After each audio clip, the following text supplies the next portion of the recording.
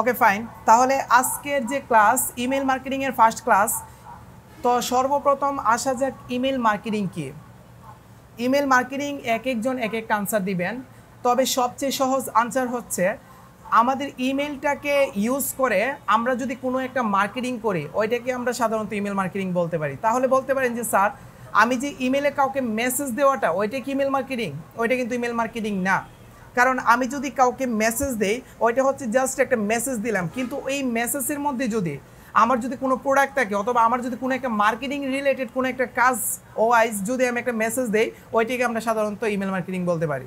I mean ইমেলটাকে use করে যদি আমি কোনো মার্কেটিং ক্ষেত্রে ইউজ করা হই ওইটাই হচ্ছে আমাদের email marketing. Okay, email marketing শেখার আগে আমাদেরকে একটা জিনিস জানতে হবে, why email marketing is important, কেন আমাদের প্রয়োজন। প্রথমে আছে creating personalised content. I mean আপনারা যদি একটা ইমেল মার্কেটিং শিখেন তখন ইমেল মার্কেটিংয়ের মাধ্যমে আপনাদের যে পার্সোনাল যে কন্টেন্টগুলো আছে ওইগুলা আপনারা কি করতে পারবেন, মডিফাই করতে পারবেন।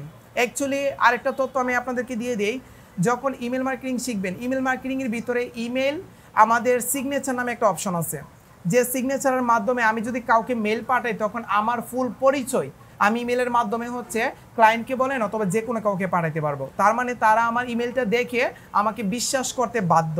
এই কারণে হচ্ছে আমাদের ক্রিয়েটিং পার্সোনালাইজড কন্টেন্ট, আমরা পার্সোনালাইজড কন্টেন্ট তৈরি করতে পারবো ইমেলের মাধ্যমে। তারপরে আসেন কালেক্টিং ফিডব্যাক অ্যান্ড সার্ভে। এবং এই যে অপশনগুলো আমাদের আছে অনেকগুলি আছে, এর ভিতরে ইমপ্রুভিং সেলস। আমি কয়েকটা বিষয়ে কথা বলবো, এতগুলো নিয়ে আমি আলোচনা করতে পারবো না, বাট আপনারা একটু দেখে নিন। আমি ইম্পর্টেন্ট কয়েকটা জিনিস নিয়ে কথা বলবো। এক নাম্বার হচ্ছে আমাদের ইমপ্রুভিং সেলস। ইমপ্রুভিং সেলস বলতে আপনার সেলটা বৃদ্ধি করে। আই মিন আমরা যদি ইমেলে মার্কেটিং করি তখন আমরা টার্গেটেড কাস্টমার কাছে আমাদের প্রোডাক্টটা পৌঁছাইতে পারবো এবং তাদের কাছে পৌঁছলে এবং ডিরেক্ট তাদের কাছে পৌঁছাতে পারবো। তাদের সরাসরি তাদের ইমেলে মেসেজ যাবে, তখন ওরা চেক করবে। আর আমরা জানি সবাই উন্নত কান্ট্রিতে সবাই কিন্তু আমরা মেল চেক করে। আই মিন আমরা যেমন বাংলাদেশি মেসেঞ্জার অলওয়েজ চেক করি, উন্নত কান্ট্রিতে ওইটা বাধ্যতামূলক, সবাই মেল চেক করে। এই কারণে আমাদের এই মেল মার্কেটিংটা সবচেয়ে বেশি ইম্পর্টেন্ট উন্নত কান্ট্রির জন্য। তাই ইমপ্রুভিং সেলস বাড়ানোর জন্য আমার ইমেল মার্কেটিংটা খুবই প্রয়োজন। তারপরে আরেকটা আছে যে কমিউনিকেটিং উইথ ইউর অডিয়েন্স। আমি আমার টার্গেটেড অডিয়েন্সকে আমি ইমেলের মাধ্যমে টার্গেট করে আমি মেসেজ দিতে পারবো, আর এই ইমেলের মাধ্যমে আপনাদের গিগটাও আপনারা মার্কেটিং করতে পারবেন। ঠিক আছে। তারপরে হচ্ছে generating traffic to your site. আপনার ওয়েবসাইটে অনেক ট্রাফিক আনতে পারবেন ইমেল মার্কেটিং করে। এবং আমাদের পেড কিছু সফটওয়্যার আছে ইমেল মার্কেটিংয়ের, এক ক্লিকে হচ্ছে আমরা প্রচুর পরিমাণে ইমেল পাঠাতে পারি। যেমন আমি যদি একটা কথা শেয়ার করি, সিম্পল একটা কথা শেয়ার করি, আমি যখন ঢাকা থাকছিলাম আমি আপনাদেরকে বলছিলাম ঢাকা থাকতে আমি যখন ঘুমাইতে গেছি তখন হচ্ছে আমি ইমেল সফটওয়্যারের মাধ্যমে আমি ইমেলগুলো সেন্ড করে দিছি, সকালে উঠে দেখি হচ্ছে আমার 4 থেকে 5 লক্ষ ইমেল সেন্ড হয়ে গেছে। আমি প্রত্যেক রাতে আমি ইমেল সফটওয়্যারের মাধ্যমে 4-5 লক্ষ ইমেল আমি একসাথে পাঠাতাম। এর থেকে কেমন বেনিফিট হইতো আমি আমার বেনিফিটটা বলি। আমি সিপি মার্কেটিং নিয়ে কাজ করতাম, তখন যখন ইমেলটা পাঠাইতাম একদিন আমার সর্বনিম্ন ইনকাম ছিল $20। আই মিন আমি ইমেলটা যে পাঠাইছি পাঠানোর পরে সকালে ওঠার পরে দেন হচ্ছে ওই দিন যদি আমি দেখি আমার অ্যাকাউন্ট, তখন দেখছি যে এভারেজে $20 উপরে হচ্ছে আমার অ্যাকাউন্টে জমা হয়ে গেছে। আই মিন আমার কাজ হয়েছে $20 উপরে। আর আমি অ্যাভারেজে হচ্ছে এই ইমেল সফটওয়্যারের মাধ্যমে যে পাঠাইছি প্রত্যেক দিন অ্যাভারেজে যদি আমি খরচ ধরতে চাই আমার $2 থেকে $3 খরচ হয়েছিল। আর আমি পাঠানোর পরে দেন হচ্ছে আমার লাভ হয়েছে প্রায় $20 উপরে। সো এইটা একটা প্লাস পয়েন্ট। তখন আমি খুব ভালো মার্কেটিং করতাম ইমেল মাধ্যমে। তো যাই হোক, তো ইমেল সফটওয়্যারের মাধ্যমে আমরা পরে দেখাবো যখন আমরা অ্যাডভান্স হয়ে যাব। ওকে, তখন আসা যাক যে ইমেল মার্কেটিং আর কয়েকটা দিক। ইমেল মার্কেটিংয়ের মাধ্যমে আমরা সহজে মানুষের কাছে রিচ পাইতে পারি। ওকে, এইটা হচ্ছে আমাদের ইমেল মার্কেটিংয়ের মূল বিষয়। আর ইমেল মার্কেটিংয়ের মূল বিষয় হচ্ছে আমি টার্গেটেড অডিয়েন্সকে আমি ফোকাস করতে পারবো। ওকে ফাইন, তারপরের স্লাইডে আমি চলে যাই। ইমেল মার্কেটিং শিখতে গেলে আপনাদের এই জিনিসটা আপনাদের বাধ্যতামূলক জানতেই হবে। যেমন some important part of email, ইমেলের কিছু ইম্পর্ট্যান্ট পার্ট আছে যেগুলো আমাদের জানতেই হবে, এইগুলো নিয়ে আমি একটু আলোচনা করব।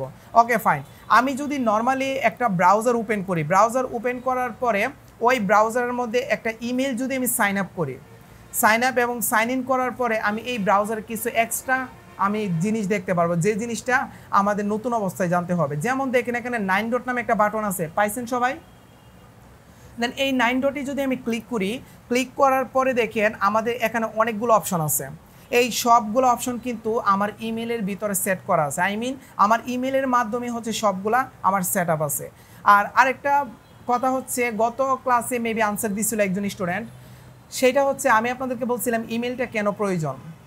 একজন স্টুডেন্ট আনসার দিয়েছিল যে স্যার অনলাইন জগতে আমাদের কোনো কিছু করতে হইলে ইমেল ছাড়া আমাদের বিকল্প কোনো রাস্তা নাই, ইমেল আমার বাধ্যতামূলক। যেমন দেখেন আপনারা যদি গুগলে যান, গুগলে গিয়ে কোনো কিছু সার্চ করবেন তখন আমার ইমেল প্রয়োজন একটা সার্চ ইঞ্জিনের জন্য।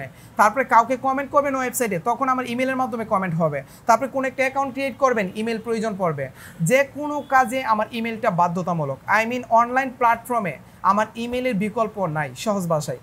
তো এই ইমেলের মাধ্যমে হচ্ছে আমাদের কিছু অপশন পাবো। আমি 9 ডটে ক্লিক করলে আমরা অ্যাকাউন্ট পাবো, আমার একটা অ্যাকাউন্ট। তারপর সার্চ এটা গুগলের একটা প্ল্যাটফর্ম। আমাদের ইমেলের সাথে কিন্তু আমাদের যে গুগল আছে, ক্রোম আছে, ব্রাউজারগুলো আছে সবগুলো অ্যাডজাস্ট করা, ঠিক আছে, একটার সাথে একটা সামঞ্জস্যপূর্ণ। তো তারপর আমরা ছোটোখাটো একটা বিজনেসের একটা প্রোফাইল তৈরি করতে পারবো আমাদের ইমেলের মাধ্যমে, ওইটা মেবি আপনাদের জানা ছিল না। ওকে, তারপরে হচ্ছে ইমেলের মাধ্যমে আমি ম্যাপ সেট আপ করতে পারবো। তারপরে প্লে স্টোর যাকে বলা হয়, তো আপনারা যে মোবাইলের মাধ্যমে যে গেমস ডাউনলোড করেন তখন যে প্লে স্টোরটা ইনস্টল করেন তখন কিন্তু আমার একটা ইমেল লাগে, ইমেল ছাড়া কিন্তু প্লে স্টোরের মাধ্যমে আমরা এই কাজগুলো করতে পারি না। ওকে ফাইন, তারপরে নিউজ দেখতে পারবো। এরপরে সবচেয়ে বড় কয়েকটা প্ল্যাটফর্ম আছে, যেমন মিট। আমি যখন আপনাদেরকে ক্লাস নিতেছি এই মিট, এটা কিন্তু গুগলের একটা প্ল্যাটফর্ম, আমার জিমেলের একটা প্ল্যাটফর্ম। তো এটা ফ্রিতে আমরা ইউজ করতে পারতেছি। তারপরে চ্যাট করতে পারবো, জিমেলের অ্যাকাউন্টে যেতে পারবো। এরপরে আর কয়েকটা ইম্পর্টেন্ট জিনিস হচ্ছে আমি কন্ট্যাক্ট, আমি আমার জিমেলের মাধ্যমে আমি অনেকগুলো কন্ট্যাক্ট আমি সেভ করে রাখতে পারবো। আর আমার যতগুলো কন্ট্যাক্ট আছে আমার মোবাইলে সবগুলা আমি কন্ট্যাক্টের মাধ্যমে আমি জিমেলে সেট করে রাখছি। কেন? আমার যদি মোবাইলটা কোনো সমস্যা হয়ে যায় অথবা সিমটাতে যদি কোনো সমস্যা হয়ে যায় তখন আমার জিমেলের মাধ্যমে হচ্ছে আমার যতগুলো নাম্বার আছে সবগুলো আমি কালেক্ট করতে পারবো। এই কারণে হচ্ছে আমি কন্ট্যাক্টের ভিতরে আমি সবগুলো নাম্বার সেট করে রাখছি। ওকে, আপনারাও আস্তে আস্তে ইমেলের প্রয়োজন কতটুকু এটা বুঝবেন। তারপরে আসেন ড্রাইভের তো বিকল্পই নাই, ড্রাইভ একটু পরে আসতেছি। এরপরে ক্যালেন্ডার আছে, আমাদের কী কী আছে জাস্ট একটা উদাহরণ দিয়ে যাই। তারপর ট্রান্সলেট, এটা বুঝেন, ফটো, আমরা অনেকগুলো ফটো আমাদের ইমেলের গ্যালারিতে রাখতে পারবো। তারপরে জিমিনি নামে একটা সফটওয়্যার আছে, ওইটা হচ্ছে আমাদের ইমেলের মাধ্যমে করা যায়। তারপরে শপিং করতে পারবেন মাই অ্যাড সেন্টার। ওকে ফাইন, আরেকটা কথা বলে নিই, আপনারা যে আমাদের গুগলের একটা অ্যাড রান করবেন, গুগলের অ্যাড রান করে কী করতে পারবেন, আপনারা ইউটিউবে একটা অ্যাড রান করতে পারবেন, তারপরে হচ্ছে আপনাদের ওয়েবসাইটে অ্যাড রান করতে পারবেন।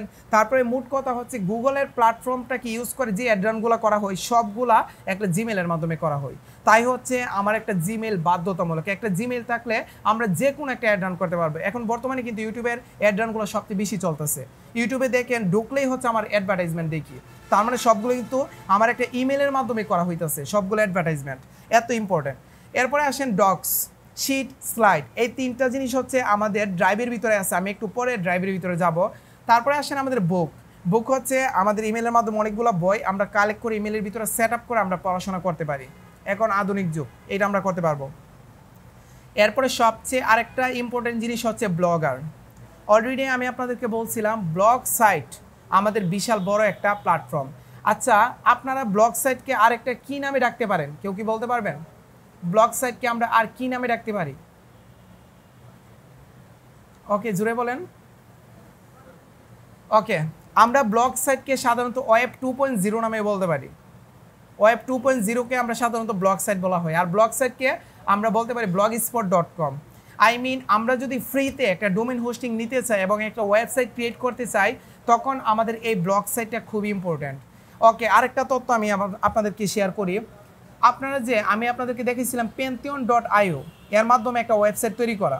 যদি এই Pantheon.io দিয়ে একটা ওয়েবসাইট তৈরি করেন ওয়ার্ডপ্রেসের মাধ্যমে, তখন আপনার ওয়েবসাইটটি নিয়ে প্রফেশনালি কোনো কাজ করতে পারবেন না। কেন? এটা ফ্রি সাইট, ওইটা হ্যাক হবে, তারপরে আমার সাইটে ভেঙে যাবে, অনেক প্রবলেম হবে, ত্রুটি হবে। কিন্তু আপনারা যদি ফ্রি সাইট নিয়ে কাজ করতে চান, যদি ভালো একটা মানের একটা কাজ করতে চান, তখনই হচ্ছে আপনারা যাইতে হবে আপনাদের ইমেলের blogger.com সাইটে, blogspot.com সাইটে। কেন? কারণ এই blogspot.com সাইটটা হচ্ছে আমার ইমেলের একটা প্ল্যাটফর্ম, এইটা হচ্ছে খুবই পাওয়ারফুল, এর যে সিকিউরিটি আছে এই সিকিউরিটি খুবই পাওয়ারফুল, কেউ সহজে হ্যাক করতে পারবে না। আর এই blogspot.com-এর মাধ্যমে আরেকটা জিনিস করতে পারবেন, সেটা হচ্ছে আপনারা জানেন গুগল অ্যাডসেন্সের নাম শুনছেন সবাই। এর মাধ্যমে কি করতে পারি? ইনকাম করতে পারি। অ্যাড রান না, অ্যাকচুয়ালি হচ্ছে আমার একটা ওয়েবসাইট যদি থাকে, ওই ওয়েবসাইটের মধ্যে যদি আমি গুগল অ্যাডসেন্স রান করি তখন যে ট্রাফিকগুলো আসবে এই ট্রাফিক থেকে আমি একটা ইনকাম করতে পারবো, যাকে বলা হয় গুগল অ্যাডসেন্স ইনকাম। তো এই গুগল অ্যাডসেন্স ইনকামের জন্য আপনারা যদি এই blogger.com-টা ইউজ করেন, ব্লগ সাইটে ইউজ করেন, তখন সবচেয়ে ভালো ইনকাম আনতে পারবেন। কেন? কারণ এই blogspot.com হচ্ছে গুগলের একটা প্ল্যাটফর্ম। আর এই যে অ্যাডভার্টাইজমেন্টগুলো রান করা হয় কিসের মাধ্যমে রান করা হয়? গুগলের মাধ্যমে রান করা হয়। তার মানে গুগল হচ্ছে সবচেয়ে বেশি প্রায়োরিটি দেয় হচ্ছে আমাদের blogspot.com-কে। আই মিন আপনারা যদি সহজে ফ্রিতে যদি কোনো একটা সাইট ক্রিয়েট করতে যান এবং এই সাইটে যদি আপনারা গুগল অ্যাডসেন্স লাগাইতে যান, তখন আমি বেস্ট রিকমেন্ড করব যে আপনারা blogspot.com দিয়ে সাইট ক্রিয়েট করে আপনারা হচ্ছে এর ভিতরে অ্যাডভার্টাইজমেন্ট লাগানোর পরে গুগল অ্যাডসেন্সের মাধ্যমে এখান থেকে ইনকাম করেন। দেখবেন এখান থেকে ভালো একটা ইনকাম আসবে, ভালো একটা ইনকাম আসবে। এটা হচ্ছে গুগলেই সাজেস্ট করতেছে আমাকে, ঠিক আছে। এই blogspot.com এর মাধ্যমে খুব সুন্দর সাইট তৈরি করা যায়। আমি আপনাদেরকে একটা ল্যান্ডিং পেজ তৈরি করে দিব। এখন বলতে পারেন স্যার ল্যান্ডিং পেজ কি? ল্যান্ডিং পেজ হচ্ছে আমাদের যে ফুল ওয়েবসাইটটা আছে, একটা ওয়েবসাইটে কতগুলো পেজ থাকে? লিমিট আছে? লিমিট নাই। তবে এতটুকু তো জানেন যে একটা ওয়েবসাইটে একের অধিক আমাদের পেজ আছে, একের অধিক দিয়ে আমাদের পেজ দিয়ে আমাদের একটা ওয়েবসাইট তৈরি করা হয়। কিন্তু আমাদের একটা ওয়েবসাইট যদি শুধু একটা পেজ দিয়ে তৈরি করা হয়, ওইটাকে আমরা বলতে পারি ল্যান্ডিং পেজ। বুঝছি সবাই? মানে একটা পেজ দ্বারা গঠিত ওয়েবসাইটকে আমরা ল্যান্ডিং পেজ বলতে পারি। ওকে, তো এই জিনিসটা হচ্ছে আমি আপনাদেরকে ব্লগারে দেখাবো। ওকে, এরপরে আসেন আমাদের বাকি অপশনগুলো। কিপ সামথিং একটা প্ল্যাটফর্ম আমাদের গুগলের। এরপরে আরেকটা অপশন হচ্ছে আমাদের ক্লাসরুম। এই ক্লাসরুমের কথা কি আমরা সবাই জানি? এটা অলরেডি জানি। যখন আমরা হচ্ছে ভিডিও আপলোড দিই, ধরেন আমার একটা সিক্রেট ভিডিও যেগুলো আমি শুধু আপনাদেরকে দিব, তখন এটা পাসওয়ার্ড দিয়ে কি করব? আমি সেট আপ করে রাখবো। তখন ক্লাসরুমের ভিতরে আমি সেট আপ করে রাখবো, তখন আপনাদের জিমেল অ্যাক্সেস দিলে আপনারা দেখতে পারবেন, এছাড়া কেউ দেখতে পারবে না। এই ক্লাসরুমটা হচ্ছে আমাদের ক্লাস করার একটা প্ল্যাটফর্ম। ওকে, তারপরে আর্ট আছে, সেভড আছে, তারপরে আর্ট অ্যান্ড কালচার। এই যে অপশনগুলো আছে এইগুলো আপনারা দেখে নেবেন, সিম্পল। এরপরে গুগল অ্যাডস। এতক্ষণ যে কথাটা বলছিলাম যে একটা অ্যাড রান করতে গেলে আমার গুগল অ্যাডসটা লাগবেই, তো এইটা হচ্ছে আমাদের গুগলের প্ল্যাটফর্ম, আমাদের এখান থেকে করতে পারবো। এরপরে আরেকটা আছে গুগল ওয়ান। এর মানে কি কেউ বলতে পারবেন? গুগল ওয়ানের মানে কি? ওকে ফাইন, গুগল ওয়ানও হচ্ছে আমাদের গুগল একটা প্ল্যাটফর্ম, ওইটা আমি এক এক করে দেখাবো। তারপরে আমাদের ট্রাভেলস আছে, তারপরে আছে আমাদের ফর্ম। আরেকটা জিনিস হচ্ছে আমাদের ফর্ম। এই ফর্মটা কি? ফর্ম হচ্ছে আপনারা যে আবেদন করেন, কি ফর্মে আবেদন করেন জানেন? আপনারা যে এই কোর্সে আবেদন করছেন যুব উন্নয়নের, এটা কোন ফর্মে আবেদন করছেন? আপনারা কিন্তু DYD যে একটা ফর্ম আছে, এই ফর্মে কিন্তু আপনারা আবেদন করছেন যুব উন্নয়নের। এই যে যুব উন্নয়নের যে DYD ফর্মটা আছে, এই ফর্মটা হচ্ছে আমাদের গুগলের ফর্ম। এইটাই হচ্ছে আমাদের গুগলের ফর্ম। এইটা হচ্ছে গুগলের মাধ্যমে হচ্ছে এই ফর্মটা তৈরি করা হয়েছে। এটাকে আমরা সবাই জানতাম, অলরেডি জানতাম অনেকেই। কারণ এই যে ফর্মটা, এটা হচ্ছে গুগলের ফর্ম। এটা হচ্ছে হেড অফিস থেকে গুগলের একটা ফর্ম তৈরি করে সবাইকে ছেড়ে দিছে, বলছে যে আপনারা ফর্ম ফিল আপ করেন। তখন এই তথ্যগুলা আমার গুগলের মধ্যে জমা হয়েছে, ওদের যে জিমেলটা, এই জিমেলে জমা হয়েছে। পরে ওই জিমেল থেকে হচ্ছে ওরা ধরে ধরে সবাইকে মেসেজ পাঠায় অথবা ফোন দিয়ে সবাইকে ইনফরমেশনটা ক্লিয়ার করে যে আপনারা এতটা সময় আপনাদের পরীক্ষা, ঠিক আছে? বুঝছি। তার মানে গুগল ফর্মের মাধ্যমে হচ্ছে আমরা আসলে আমাদের সার্কুলারগুলো ছাড়া হই। তারপরে আসেন ফাইন্যান্স আছে, এরপরে ক্রোম আছে, পাসওয়ার্ড এবং গুগল অ্যানালাইটিক্স। এই গুগল অ্যানালাইটিক্স বলতে বোঝানো হয়েছে গুগল আমাদের যে জিমেলটাকে ইউজ করে যে কাজগুলো করবে, এর ভিতরে যত ট্রাফিক আসবে সব ট্রাফিক হচ্ছে আমি গুগল অ্যানালাইটিক্স থেকে দেখতে পারবো। আরেকটা কথা আমি বলিনি, সেটা হচ্ছে আমি যে বারে আমি বলতেছি গুগলের প্ল্যাটফর্ম অথবা গুগলটা কেন আমাদের প্রয়োজন। আমরা ইমেলকে সাধারণত গুগলও বলতে পারি, কারণ গুগলের সাথে আমার ইমেলটা এরকমভাবে সামঞ্জস্যপূর্ণ যা একটা ছাড়া আরেকটা চলে না। এই কারণে হচ্ছে আমরা গুগলটাকে আমরা ইমেলও বলতে পারি, ইমেলটাকে আমরা গুগলও বলতে পারি, দুইটাকে একই প্ল্যাটফর্মের আন্ডারে আনতে পারি। ওকে ফাইন, তো আশা করি এই জিনিসটা সবাই বুঝছেন। তারপর স্লাইডে আসে, আমি স্লাইড আকারে একটা করে আপনাদেরকে দেখাবো। স্লাইডের some important part of email, এই পার্টগুলোকে সবাই মোটামুটি বুঝতে পারছি। ওকে ফাইন, বোঝার পরে এরপরের ধাপে যাই। এরপরের ধাপে হচ্ছে আমাদের ইমেল ড্রাইভ সেকশন। এই ইমেল ড্রাইভ সেকশনটা কি?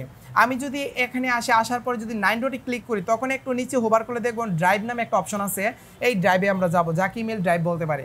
এই ড্রাইভকে আমরা সাধারণত আমাদের ইমেলের মেমোরিও বলতে পারি। এই মেমোরির ভিতরে কত জিবি থাকে? 15 জিবি।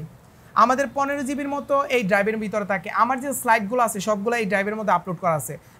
আমার ড্রাইভের ভিতরে সবগুলো আপলোড করা আছে। আপনারা 15 জিবি পর্যন্ত ইউজ করতে পারেন এই ড্রাইভের একটা সুবিধা আছে।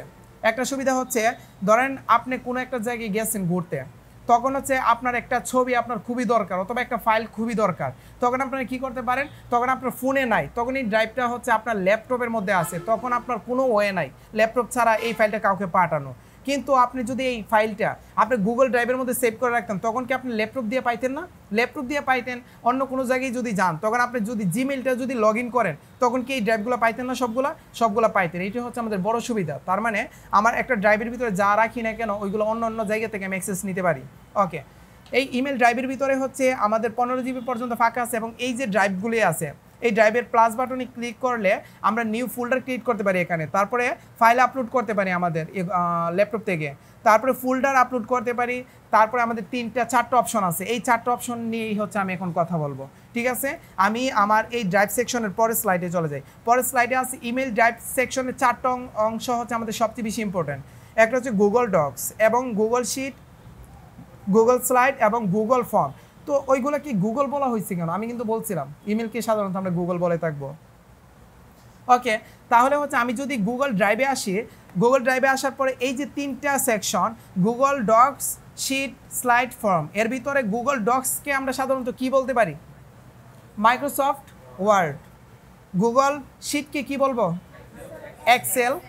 এবং হচ্ছে গুগল স্লাইডকে পাওয়ার পয়েন্ট বলতে পারি।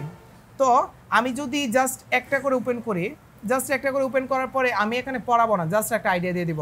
আমি যদি গুগল ড্রাইভে আসি, এখানে দেখেন মাইক্রোসফট ওয়ার্ডে যা যা আছে এখানে কি সবগুলা পাবো কি না? সবগুলো আমরা পাবো কি না? সবগুলা আমি বলি এইটাও রং বলছেন। আমি মাইক্রোসফট ওয়ার্ডে যা পাবো আমি গুগল ডক্সের ভিতরে সবগুলা পাবো কি না? এর আনসার হচ্ছে আমি 90% পাবো। 90% পাবো, বাকি 10% পাবো না। আপনারা ভালোভাবে যাচাই করে দেখেন যে 90% হচ্ছে আমি তথ্যগুলা গুগল আমাদের মাইক্রোসফট ওয়ার্ডে সব কিছু পাবো, বাকি 10% আমি এখানে পাবো না। তো যে 90% পাবো ওই 90% দিয়েই হচ্ছে আমি সমস্ত কাজ আমি গুগল ড্রাইভে করে নিতে পারবো, ঠিক আছে। এটাকে আমরা বলতে পারি মাইক্রোসফট ওয়ার্ড। তো এটার আর কোনো কাজ নাই, যেহেতু আপনারা মাইক্রোসফট ওয়ার্ড পারেন তো এটা দেখানোর কিছু নাই। তারপরে আসেন হচ্ছে আমাদের গুগল শিট মানে এক্সেল। এই এক্সেলের মধ্যে কিন্তু আমরা অনেকগুলো অ্যাডভান্স লেভেলের কাজ করতে পারবো। এরপরে হচ্ছে আপনারা একটা জিনিস খেয়াল রাখবেন, যে আপনারা যদি এক্সেলে হিসাব নিকাশ করতে যান অথবা এক্সেলের মাধ্যমে বড় একটা শিট তৈরি করতে যান, তখন গুগল ড্রাইভ থেকে আমি মনে করব যে আপনারা এক্সেল শিটই করলে সবচেয়ে প্লাস পয়েন্ট হবে। কারণ এক্সেল শিটে আমাদের আরও অনেক অ্যাডভান্স লেভেলের কি আছে, সূত্র আছে এবং হচ্ছে আমাদের অনেক কন্ডিশন আছে যেগুলো আমাদের এক্সেলে শুধু করা যায়। আমাদের যে গুগল স্লাইড আছে, এই গুগল স্লাইডের ভিতরে হচ্ছে আমরা এক্সেলের কাজ করতে পারবো, তবে অ্যাডভান্স লেভেলে করতে পারবো না। তবে আরেকটা প্লাস পয়েন্ট আরেকটা আছে, সেটা হচ্ছে আপনারা যদি বলেন যে স্যার আমার তো গুগল ড্রাইভে দরকার, আমার তো মাইক্রোসফট এক্সেলের দরকার নাই, গুগল ড্রাইভে দরকার, তখন আমি কি করব? তখন আপনারা করবেন মাইক্রোসফট এক্সেল থেকে কাজগুলো করবেন, করার পরে আপনার যে ফাইলটা আছে ওই ফাইলটা কি গুগল ড্রাইভে আপলোড দিতে পারবেন না? আপলোড দিতে পারবেন। যদি পরবর্তীতে আপলোড দিতে পারেন তাহলে তো আর কোনো দরকার নেই, আমার কাজ শেষ। তার মানে গুগল আমাদের মাইক্রোসফট এক্সেল থেকে কাজ করে গুগলে আপলোড দিয়ে দিব, তাহলে হয়ে যাবে। ওকে, এটারও কোনো কাজ নাই। এরপরে আসেন আমাদের হচ্ছে আমার 3 নাম্বার স্টেপ হচ্ছে আমাদের গুগল স্লাইড। গুগল স্লাইডকে আমরা কি বলতে পারি? হ্যাঁ ঠিক আছে, ওকে, হ্যাঁ পাওয়ার পয়েন্ট বলতে পারি। এই পাওয়ার পয়েন্টের কাজ হচ্ছে আমি এখান থেকে করতে পারবো। তবে এই 3টা কাজ আপনারা পারেন, কিন্তু একটা কাজ আপনারা অনেকে পারেন না, যে জিনিসটা আমি এখন দেখাবো সেইটা হচ্ছে আমাদের গুগল ফর্ম। এই কাজটা কি সবাই পারি? অনেকে পারি, অনেকে পারি না। আমি এখন দেখাবো গুগল ফর্মের মাধ্যমে কিভাবে আমি একটা ফর্ম তৈরি করব, এটা দেখাবো। এবং পাশাপাশি আরেকটা জিনিস দেখাবো, সেটা হচ্ছে এই গুগল ফর্মটা তৈরি করার পরে আপনারা তো ফিল আপ করবেন, আপনারা ফিল আপ করে এই তথ্যটা তো আমার কাছে আসবে। এখন আমার কাছে গুগল ফর্মে তথ্যগুলো কোথায় আসে ওইটা তো আমার জানার দরকার, এটাও আমার জানার দরকার, এই জিনিসটা আমাকে জানতে হবে। তাহলে আমি কি করব? আমি গুগল ফর্মের ভিতরে ক্লিক করব। সবাই একটু মনোযোগ, গুগল ফর্ম। গুগল ফর্মের ভিতরে ক্লিক করার পরে আমার এরকম একটা পপ আপ আসবে। এই পপ আপটা আসার পরে দেন হচ্ছে আমি আমার গুগল ফর্মের কাজগুলো শুরু করব। ওকে ফাইন, তাহলে আজকের ক্লাসে এতটুকু রাখবো। আগামী ক্লাসে হচ্ছে আমি গুগল ফর্মের কাজটা আপনাদেরকে দেখাবো, ঠিক আছে? ওকে, তাহলে সবাই ভালো থাকবেন, সুস্থ থাকবেন, আল্লাহ হাফেজ।